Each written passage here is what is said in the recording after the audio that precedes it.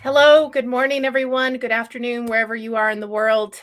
We have a very special celebration today, 80 years of gospel impact in North Brazil. But before we introduce our guests today, I have a video we'd like to show, a message to you all from the pastors in Brazil. So hold on here and go ahead and watch.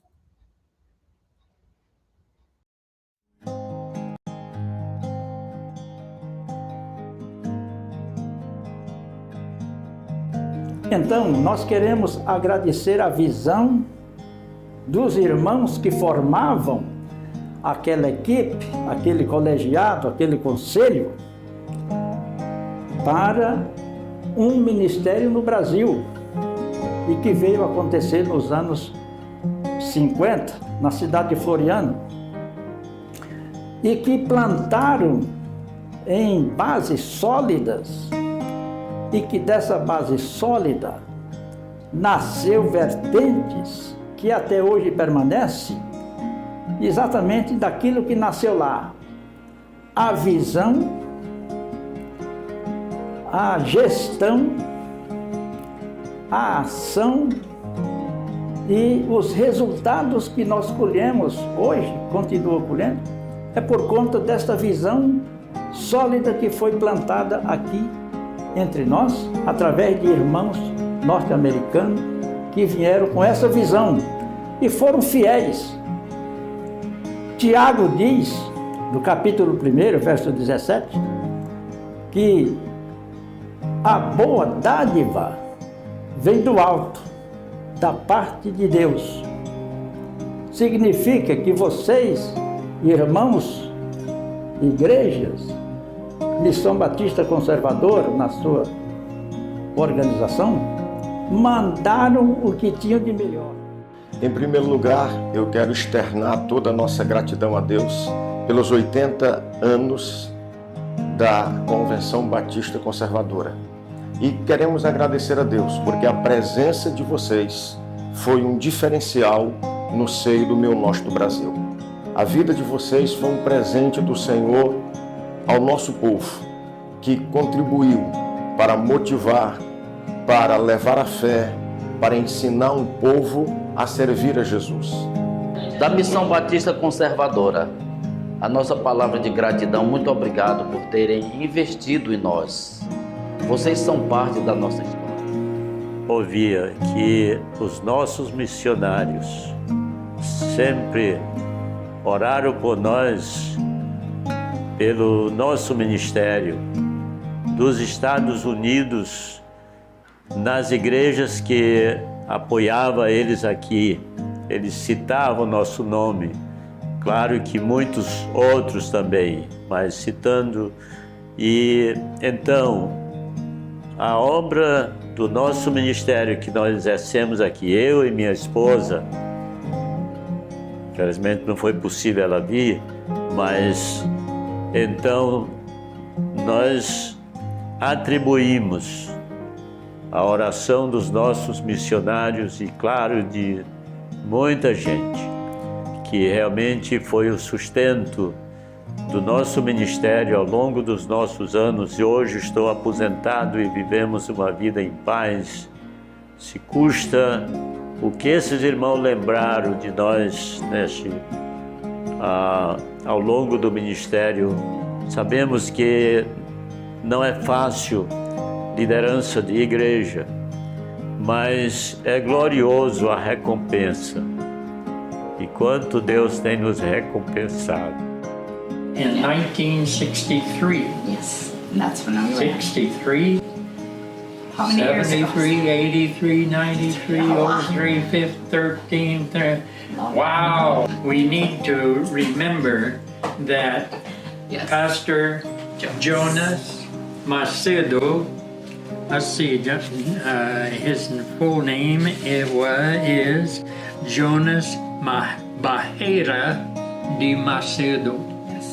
And he was the one that invited the Conservative Baptist Foreign Mission to come to Brazil, and one of the very first missionaries that went there. Actually, it was Stan and Helen Morrison, Sarah Miller, one here, Sarah Miller, And there's Mabel. and Mabel Sheldon.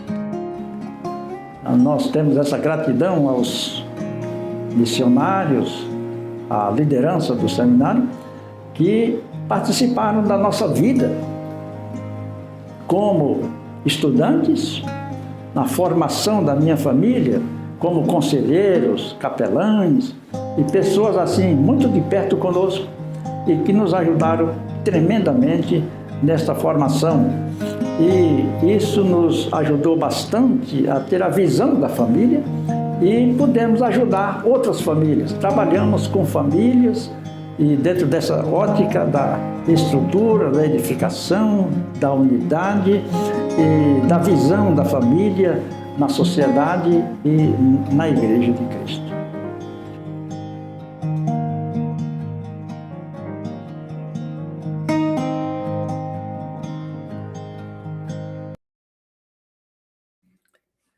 Well, that was a joy to actually go down and see Bruce and hang out with all the pastors and learn their stories. And we've got many more videos that will be coming out this year. Their stories, the smaller ones, but without your prayers, without your financial support, without sending all these 80 years, Brazilians, maybe who knows what God would have done. God would have sent someone else who, we think of Esther in that. But today, we're going to talk a little more in depth about the stories. And I want to introduce Bruce Tizzle, who's currently down there.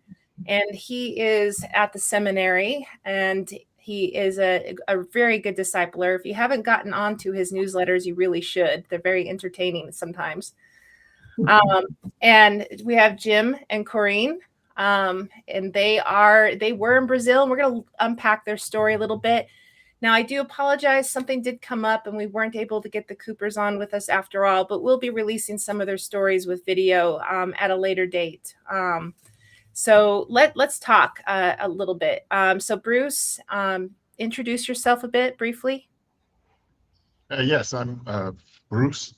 I'm a missionary with WorldVenture in North Brazil. Been here since 1994, January 12th, 1994. Currently, I'm working in leadership development, which, in other words, I'm the director of the seminary. I teach classes, and I also do the administrative part at the seminary. Perfect. Thank you. And Jim and Corinne? Yeah, my wife actually was born and raised in Brazil. Her parents were missionaries. And we went back to Brazil in '87 and served city just north of where Bruce is right now for about 18 years. Then we transferred to Mozambique and spent 3.5 years in Mozambique. And then we were invited to become the director of the Americas for the last 14 years of our ministry. So moved back to Brazil, did it for a while. We actually moved out of the States and then retired about 4 years ago. 4 or 5. And we live in Salem, Oregon right now. Perfect. And I always enjoyed having you as field leaders when you were field leaders. So, directors. So really enjoyed that. So since we weren't able to get Leon on with us today, either one of you share about how Christianity started in Brazil. How was WorldVenture invited? How challenging were those days? I do know that the beginning times were there was persecution going on of the early missionaries, the early church planting that was done. The missionaries came in. There was a 2-state area that this Jonas that was mentioned on the video invited our mission to come down and begin working with the churches in those 2 states, that 2-state area. But there was some pretty strong opposition to the preaching of the gospel, especially those early days. What kind of opposition did you guys hear of or witness?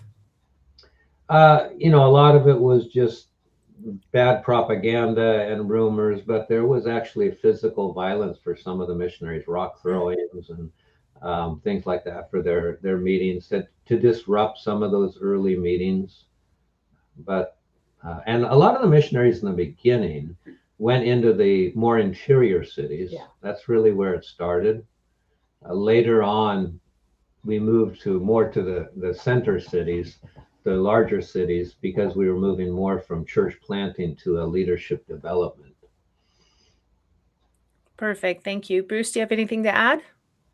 Just add that, yeah, the beginning was difficult. As Jim said, there's some rock throwing stuff, but even stuff like you'd schedule something, and this happens until even to today. You schedule an event, and maybe the Catholic Church will suddenly change their schedule to do something the same hour to try to prevent people from coming.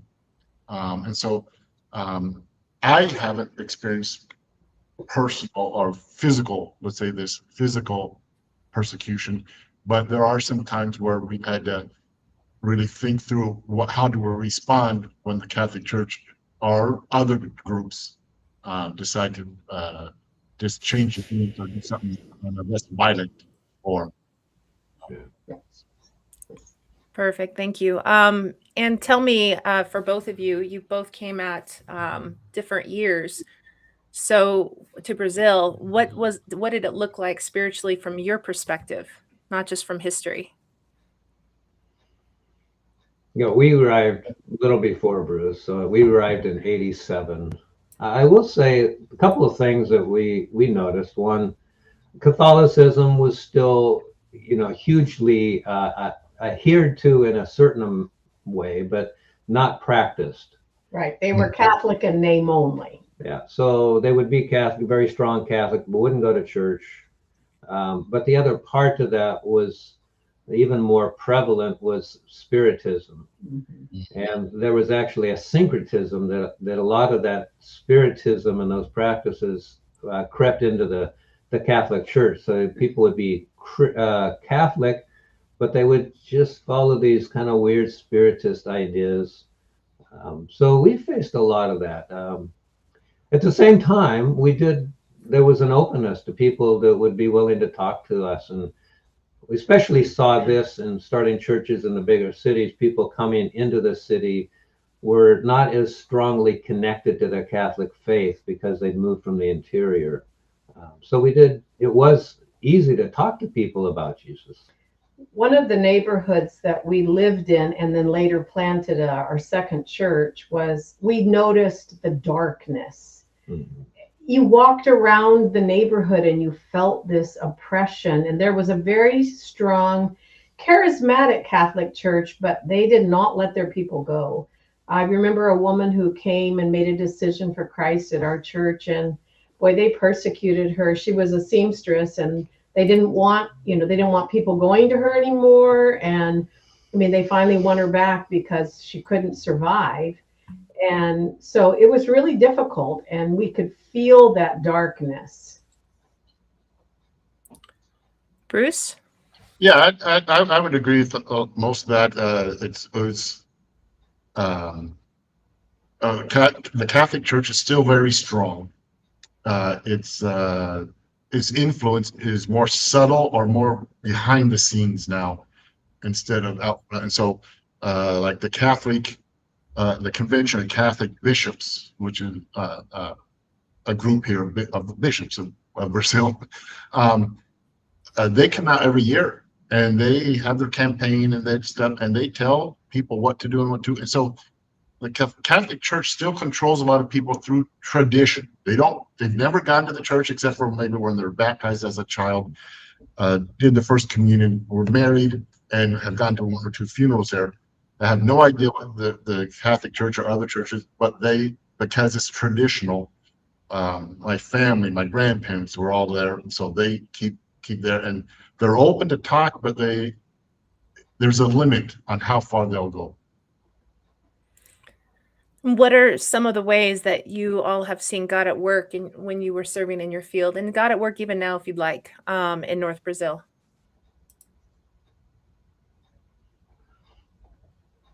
One of the exciting things we saw, so Bruce is in Teresina, which is a little bit south of San Luis, is the city we worked in, and so I was the director for the seminary Bible school in San Luis for a number of years.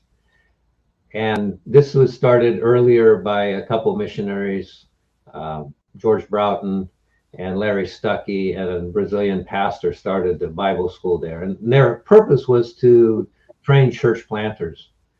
And so a number of years later, when I was a director, we thought, let's just look over the last number of years and all the graduates and just see where they are. And it was amazing that of those who actually graduated from this Bible school, it was about 80% of them were pastoring churches. I was amazed by just the number of, obviously some had fallen out earlier in their studies, but those who graduated, they were all involved in ministry. That was just an amazing statistic to me, that we've been able to raise up those leaders and that they were actually doing that in their churches. That's great. And Bruce? Yeah, the seminary in Teresina is a bit different as far as the results. Unfortunately, we have a large number of graduates that are not involved in church leadership right now, which is really sad. And we're trying to figure out what we're doing wrong or why they're not continuing in the leadership role.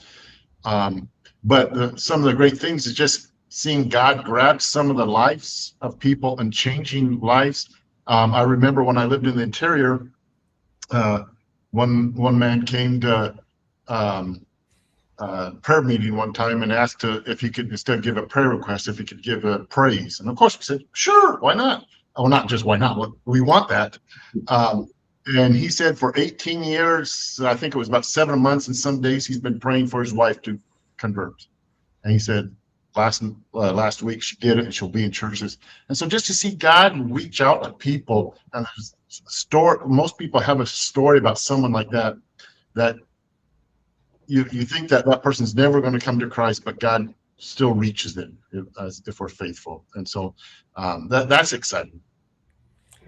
One of the things that was very impressionable on me was when we visited, Tony and I were down there, we visited that one of the church plants planted by WorldVenture and now led by Brazilians, was how the air conditioning and the electricity went out, and but the worship didn't stop, and Tony and I were talking about how not to put down anything. I mean, who knows? We haven't had electricity go down to test this theory out, but just to see that worship, and people didn't leave. They stayed there. They worshiped. They were very, seemed very strong in their faith. And it was just a very good time when I was down there. So what, if you are able to answer this, what did some of the pastors,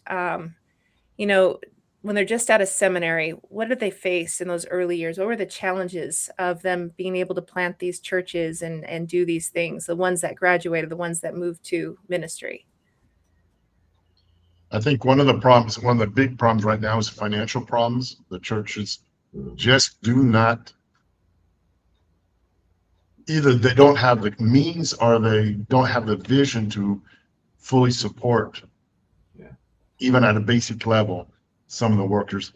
And then another thing is just things have changed so much right now, and with the influence of not just Spiritism of the Catholic Church, but even the neo-Pentecostal churches. There's such a mixture of things right now on how do they keep the gospel pure and move forward. And I think that's a real struggle that we're having here in Brazil right now, is figuring out what the gospel really is and what the Bible really teaches, instead of just bringing everything together and mix it, because that's what they've been doing for a number of decades. Yeah, another thing that we face more in the interior for pastors, you want good pastors to be leading the churches in the smaller cities, but what they faced was there were not good education options for their children.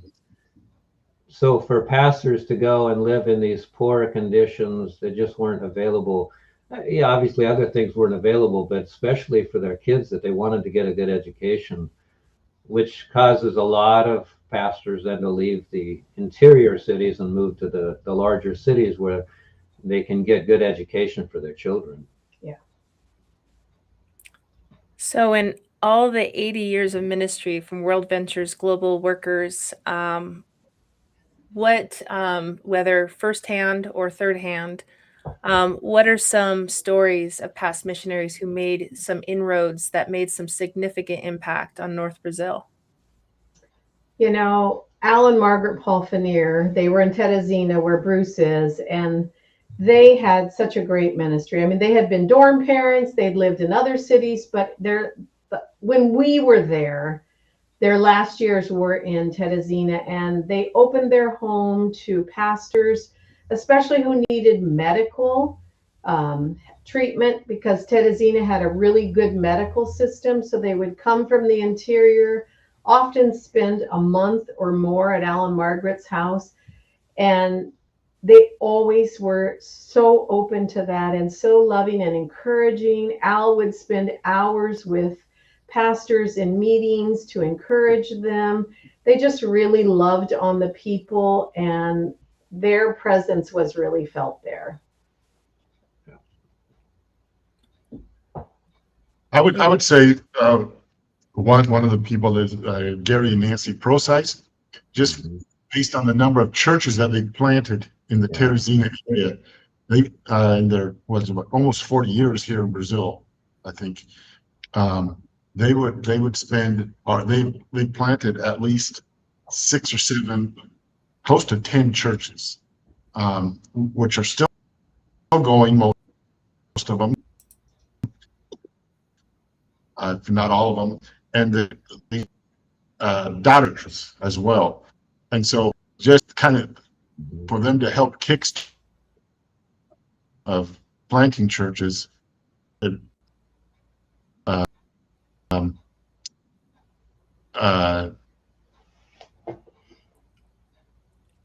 Are you still there? I'm here. I don't know. Okay, so repeat that last one. It got a little bit audio issues. I was just talking about Gary Procyse, who was Gary and Nancy Procyse, who planted in 40 years a number of churches, quite a large number of churches. And I remember the retirement celebration before they left. One of the things they did was they had cardboard cutouts of a church with the name of all the churches they planted, and it was amazing how many people had to carry those things to get each church represented. So that was an amazing way of how he was an evangelist. He loved evangelizing. Yeah, we had when I visited with Nancy Procyse, now Cooper, with her husband Leon. Leon has a whole bunch of stories, and we'll be sharing those too from the interview we did earlier last year. And so we'll be sharing those stories as well. But tell me, well, there's one other I just want to go right ahead. Yeah, please. The missionaries who were there years back began a real program of encouraging both church planting efforts and goals for the coming years. That they had a 24-hour prayer chain that went for like 10 years. But one of the things that was interesting through that is actually raised up a missionary couple from Brazil who ended up going to Albania first and then finished their time up in Italy. They just have retired, but they served, missionary couple that served overseas for 30 some years, I think. 30 years. And that 30 years is the official number. Yeah, they just had, I just a couple of weeks ago at their retirement celebration at a church here in Teresina. Yeah. So That's yeah, awesome. And you still have Mary Lee Morden, right? Mary Lee Morden, who's teaching there 6 months out of the year, even though she's so-called retired. we talk about that a lot on WorldVenture live streams about this word retirement. So that has a whole different meaning for those of us who've been in ministry and find a new season of ministry. So tell me, some sources might indicate that Brazil is reached. Is that true? Why or why not? You know, it depends on how you want to look at the statistics. The percentage of Christians is high. There's a lot of really good, strong, growing churches. The gospel is moving out. But it also depends on what you look at and where you look at it. There are pockets of places where it is very far from being reached. If you consider the slums of São Paulo, so yeah, São Paulo has a lot of Christians, but there's a lot of huge areas of these slums where the drug gangs rule, and you don't see that impact. And then you just look at the fact that there's still the oppression, the poverty, Sex trafficking. is also high. This was years ago, but they had a list of the 50 most dangerous cities in the world. I haven't looked at it lately, but when I looked at it, 18 of those were in Brazil. So the violence is still so huge there. So yeah, there's a percentage of it, but then there's still a lot of need. Yeah, I would say also it's going to depend on how you define a rich country. Because if you define it, as a lot of people do, as having a functioning church, then that means the United States is reached and doesn't need any evangelism or mission work there either. And I think the mission work maybe needs to change its emphasis. Is no longer maybe a great emphasis on church planting, although there will always be that, but maybe more in the area of preparation and helping and more social work or something like that. But there's still a great need, as Jim said. I mean, there's a need in the whole world for the gospel. Amen to that. So tell me about, are there any other struggles today for the North Brazilian church that you haven't already mentioned?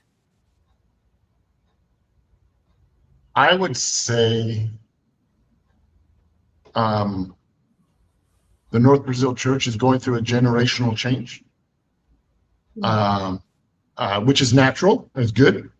And so new leaders are coming in. The leadership that we have is starting to retire. I mean, age is just taking over. It's a natural fact. And maybe every generation has the same concern, but it doesn't seem that there's the same enthusiasm for some things. There's much more of a complacent idea. When I teach the history of the Baptist Church in the Northeast to my seminary students, when we talk about persecution, they say, yeah, but that was so long ago. And then I bring in one of these pastors like Pastor Manuel Feitosa, that was on the video. He suffered things, and he was hit in the head with a rock. And so, I tried to show them it's not that long ago. And so they're so used to some things, and that happens to all of us. But I don't know if there's going to be a change in vision, which is good because times have changed. So I'm not trying to stay stuck in the past, but it's got to be. We've got to trust in God. It's God's church, and He's going to take care of it. But it's hard at times to see that. So tell me, what are some opportunities, and either one of you can answer if you'd like. What are some opportunities that the U.S. church needs to know about? Why does North Brazil still need missionaries?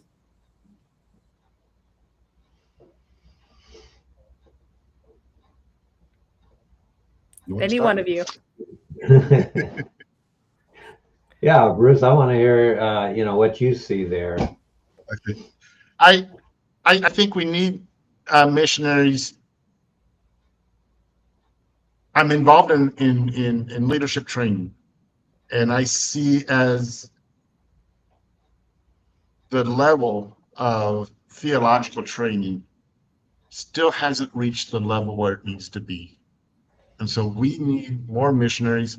The Brazilians, I think, are doing a great job as long as we can keep them enthusiastic and the Brazilians are doing a good job of that, of keeping the missions in front of people, planting churches, evangelism, reaching communities and neighborhoods.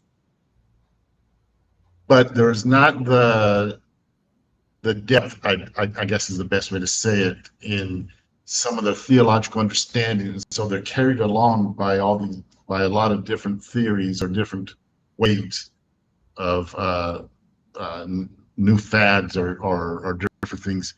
And so I think we could still use, in general, Brazil, people that are willing, that have the skills and are willing to invest in training and preparing people so that they can turn around, like Paul did to Timothy, told Timothy to entrust the good teaching and doctrine to other people who can teach others.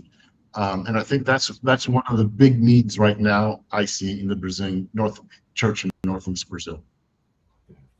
Yeah, from the very beginning, I really sense that there was a strong partnership. The American missionaries coming down, not to tell them how to do things, but to work alongside of them. And obviously that changed over years from doing more of the work to then helping the Brazilians to do the work. So I think that there is still a place for that partnership of coming alongside of them and helping them accomplish the goals that they have through teaching, like at the Bible schools, but also mentoring pastors and leaders and working alongside people that way. And I would say even preparing them to go out to the world, because Brazilians are fantastic missionaries. Right.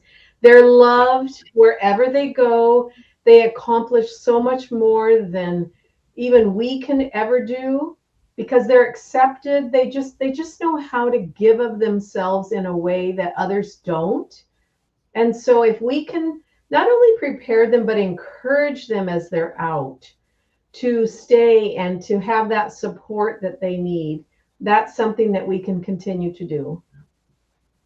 Awesome. And for those of you that are seeking to talk to someone about serving in Brazil, you can scan the QR code in the corner, or you can go to worldventure.com/go. You're not committing to anything, but you can fill out a form to talk to someone. So tell me, Bruce, what are the financial needs of the seminary and an update on that roofing project for that patio? I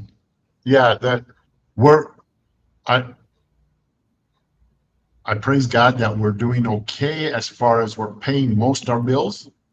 The bills that we're not paying are people that are voluntarily giving up some things to let the seminary continue. And so there's still a need to have just some basic income to pay to pay some basic needs, to keep to pay our professors a decent offering each month. It's been frozen for over 4 years because we just don't have the money to go forward. And we're working in a building which is over 25 years old, and so we need to do maintenance. So there's maintenance work that needs to be done. There's also, we'd like to cover the patio, but there's just not funds for that right now, and there's a lot of other things that we want to do, and they understand that there's just not funds. So any help along those lines would be more than welcome, and especially since, I'll leave it there. Perfect. And we'll put on the blog later this afternoon, we'll put the links to all that so you can take a closer look at that project. So tell me, this is a question for all of you. When you all first went to North Brazil, what were some of the things that challenged you as Americans? Yeah, number one, language. My wife grew up in Brazil speaking Portuguese, and she speaks very well. I speak like an American. So, every time I open my mouth, they know I'm American.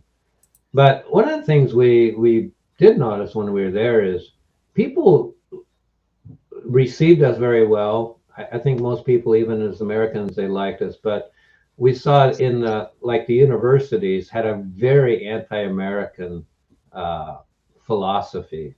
Pretty much America, the United States, was responsible for all of Brazil's problems, and that's what they taught.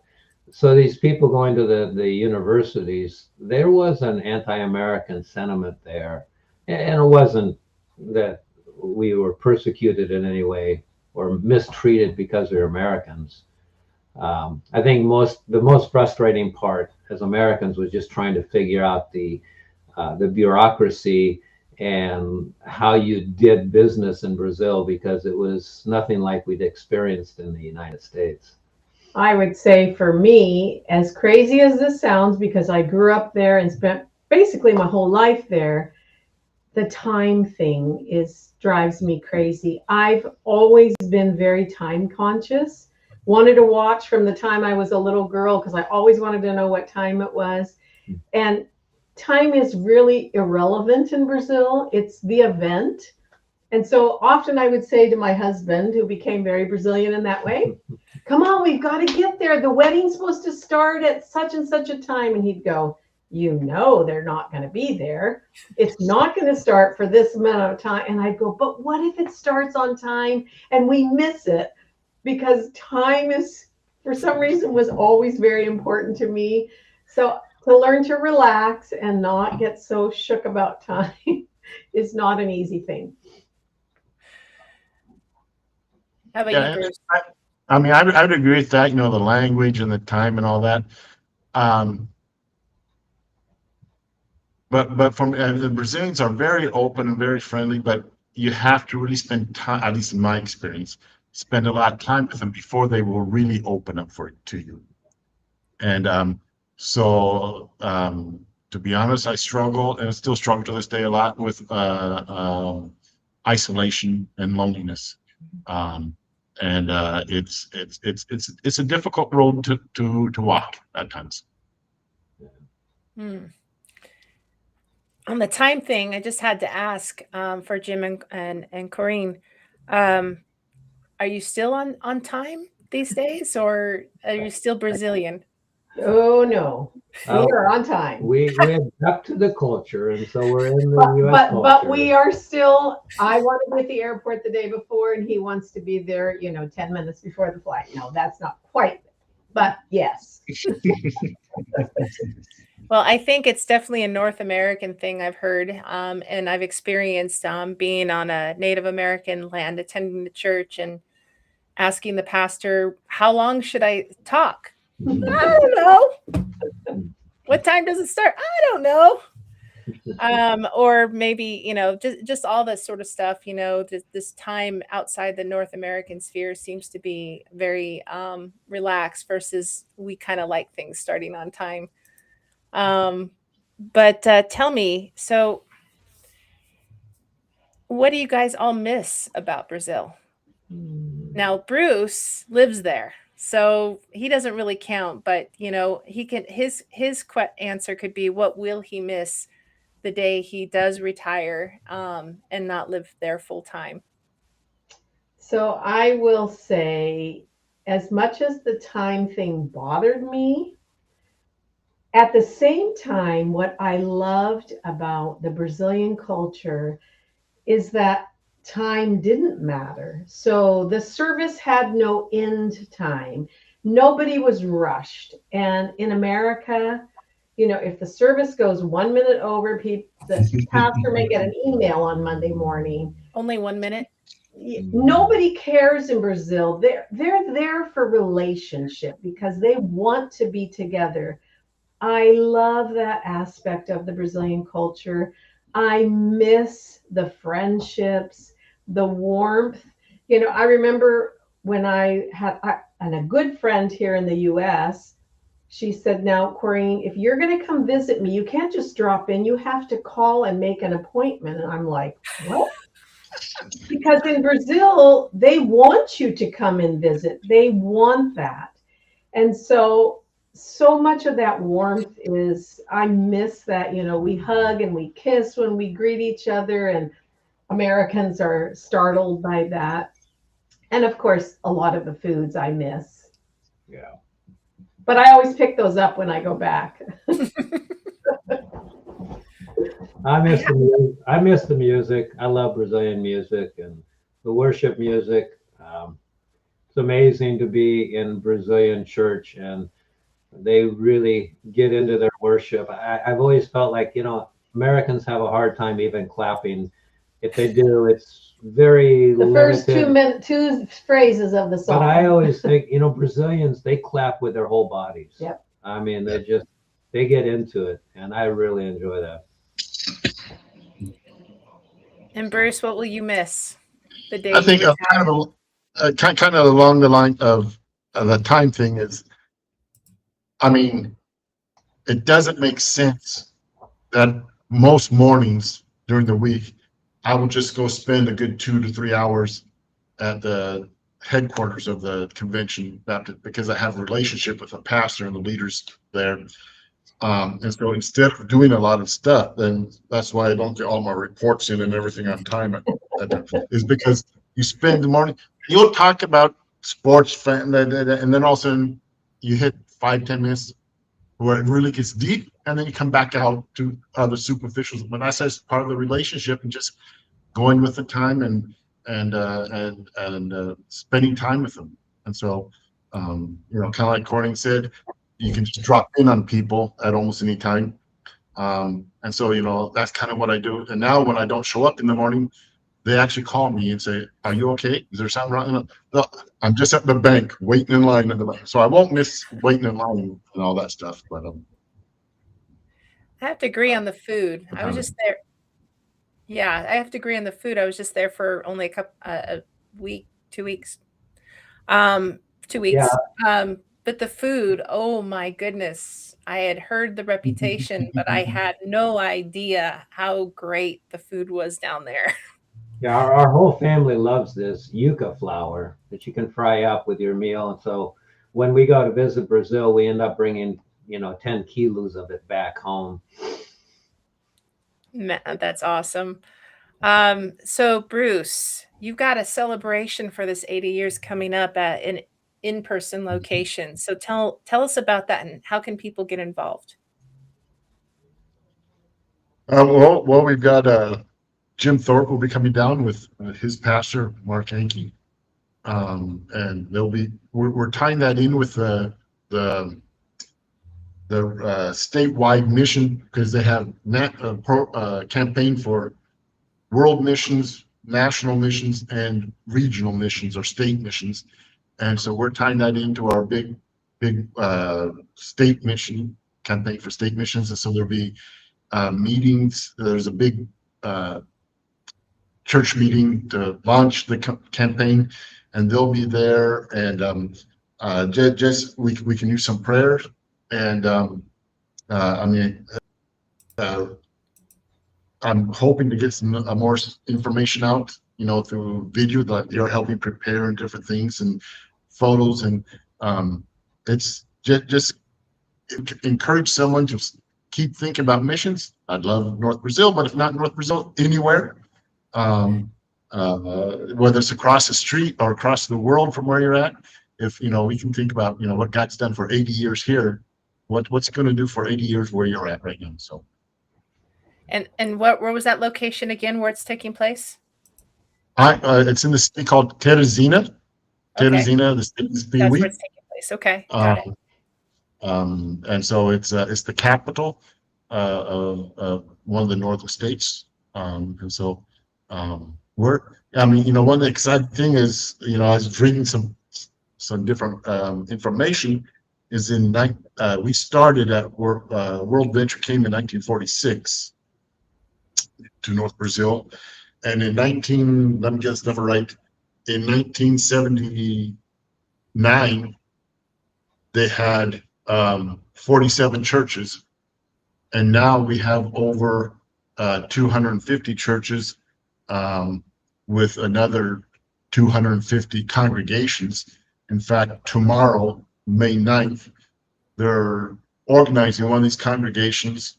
So we'll have now 256, 57 churches. And the exciting part, but also is kind of sad, the church they're organizing was a congregation for over 40 years. It took a while, but it's one of these churches in the more rural areas. But God's working and God's bringing churches alive. So that's exciting. Yeah, we'll be posting all those stories online, and you'll be hearing a bunch of them, personal testimonies. You'll hear all about how great Bruce is down there from the there's a little hidden joke there. Basically, when we interviewed, I kept asking, what do you think of Bruce? And apparently no one got paid, so it's all sincere. They didn't get paid while you were there.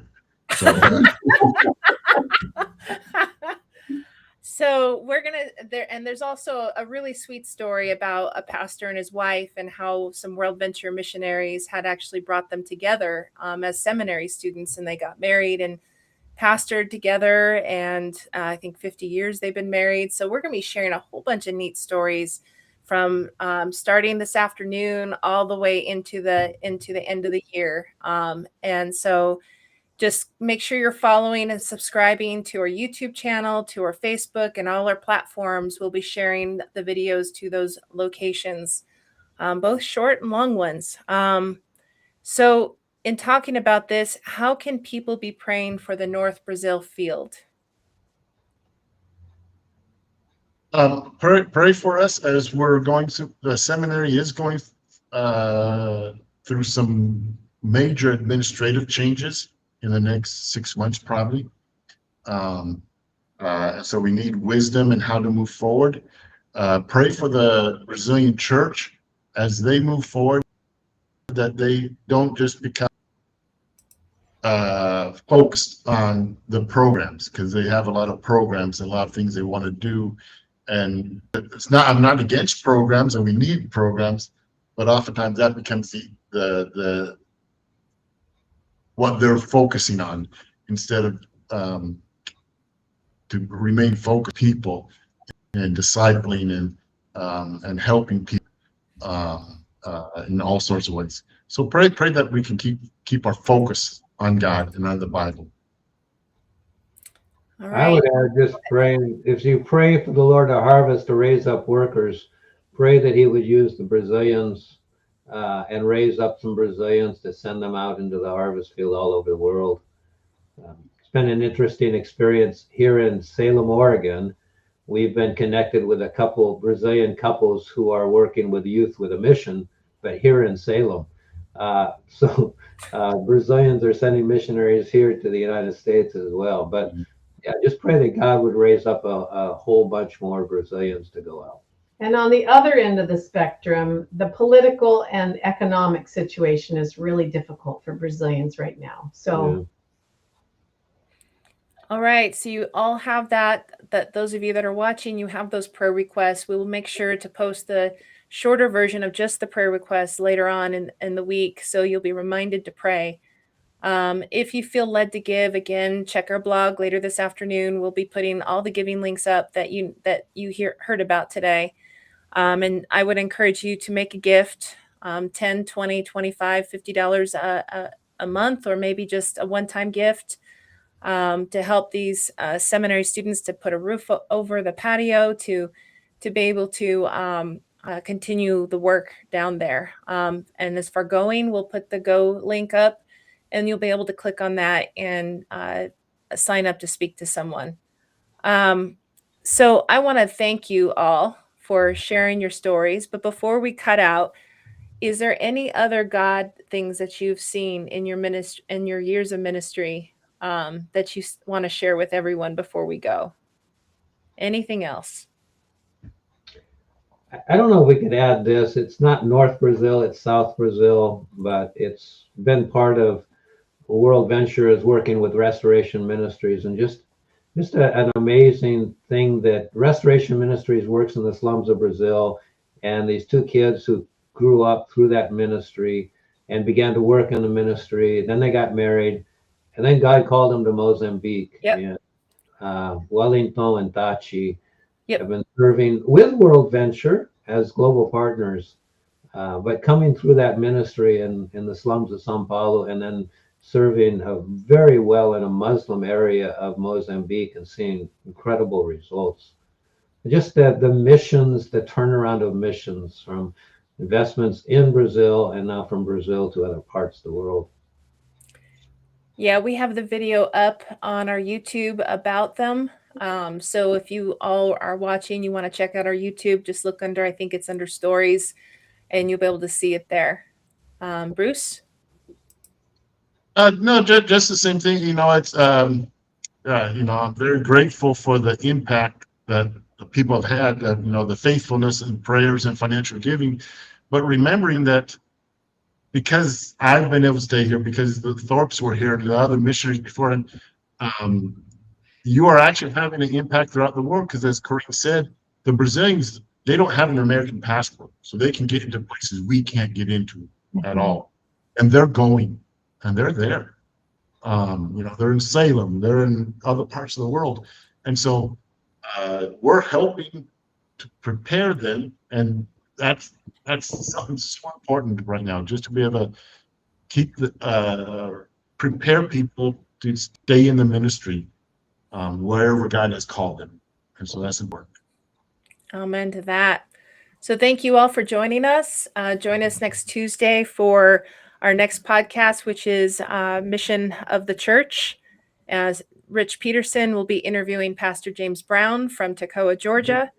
And you'll be learning about what that church does in missions, how they're growing as a small church, and lots of interesting things, including a testimony. Do bookmark worldventure.com/events if you'd like to see our other online events that are upcoming. We are planning a bunch of things, and we can't wait to share it with you once we're able to bring it public. So thank you, both of you, all three of you, for joining and sharing your stories. What an amazing impact you and others have had in North Brazil. I mean, it just shows the power of saying yes. And how, I mean, like in one story that I was able to record, how generations of a Brazilian man's family was actually impacted just by one missionary saying yes and helping to bring that person to Christ, bringing others to Christ. And so I just want to encourage everyone watching, if you're feeling led to go somewhere, talk to someone, talk to your pastor, start having those conversations to figure it out. But what an amazing legacy. All the stories I had privilege to record and hear. And of course, I've known you both, all three of you, for a while now. So, but thank you. And we'll see you all next week. Thanks. Some of you next week, some of you Thank not. you. All right. Have a great day. All the